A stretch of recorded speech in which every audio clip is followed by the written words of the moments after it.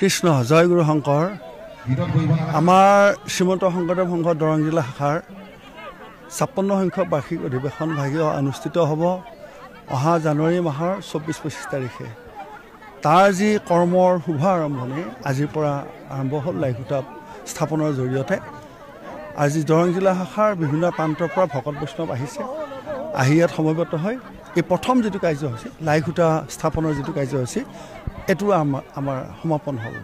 ইয়াৰ পিছত আমাৰ এভাগী সভা হ'ব, তাত আমাৰ ভকত বৈষ্ণৱ থাকিব, আমাৰ জিলা অধিৱেশন সম্পৰ্কে দুআষাৰ কথা আলোচনা কৰিব।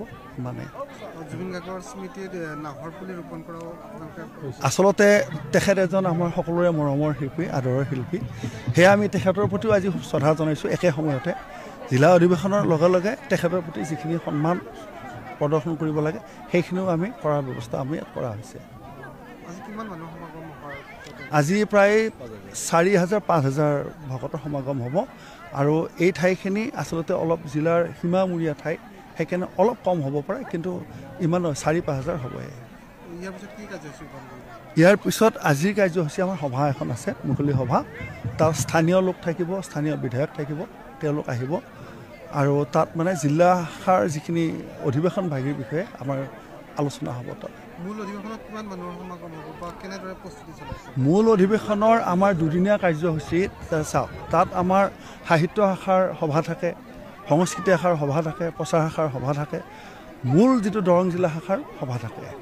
তাত আমাৰ বিভিন্ন ধৰণৰ গণ্যমান্য ব্যক্তি ভকত বৈষ্ণৱ আহিব, যেনেকুৱা আমাৰ শ্ৰীমন্ত শংকৰদেৱ সংঘৰ পদাধিকাৰ আহিব, মহামান্য পদাধিকাৰ, প্ৰধান সম্পাদক, আৰু লগে লগে আমাৰ অমলেন্দু চক্ৰৱৰ্তী ছাৰ ভাইচ চেঞ্চেলৰ তেখেত আমাৰ থাকিব।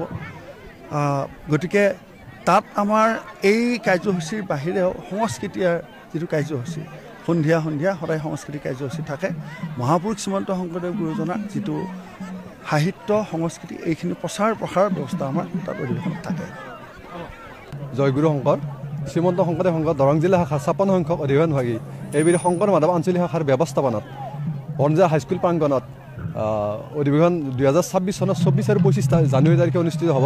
আৰু তাৰে উদ্দেশ্যে আজি লাইখুটা ভাগি ২৩ নৱেম্বৰ দেওবাৰে আজি মানে এই বিভিন্ন কাৰ্যসূচীৰে ইয়াত ৰূপায়ণৰ ব্যৱস্থা কৰা হৈছে। প্ৰাতঃ প্ৰসংগকে ভিতৰ কৰি শৰাই নিবেদন, স্বচ্ছতা অভিযান, জুবিন গাৰ্গৰ প্ৰতি শ্ৰদ্ধাঞ্জলি, জুবিন গাৰ্গৰ প্ৰতি যিটো নাহৰ পুলি ৰোপণ, তাৰপিছত আমাৰ ৰাজহুৱা সভা, লাইখুটা স্থাপন, এই ইত্যাদি কাৰ্যসূচী আমাৰ ৰূপায়ণৰ কাৰণে চিন্তা কৰা হৈছে। আমাৰ সমস্তই ইয়াত হিয়া উজুৰি প্ৰত্যেকে ইয়াত শ্ৰমদান কৰিছে, প্ৰত্যেকে ইয়াত মানে আন্তৰিকতাৰে ইয়াত মানে বিভিন্ন জনগোষ্ঠীৰে পৰিপূৰ্ণ আমাৰ অসম ভূমিৰ এই বিভিন্ন জনগোষ্ঠীৰ মানুহে ইয়াত মানে ভকতে আমাক কি কৈছে সেৱা কৰিবৰ কাৰণে ইয়াত যত্ন কৰিছে। কৃষ্ণ জয় গুৰু শংকৰ।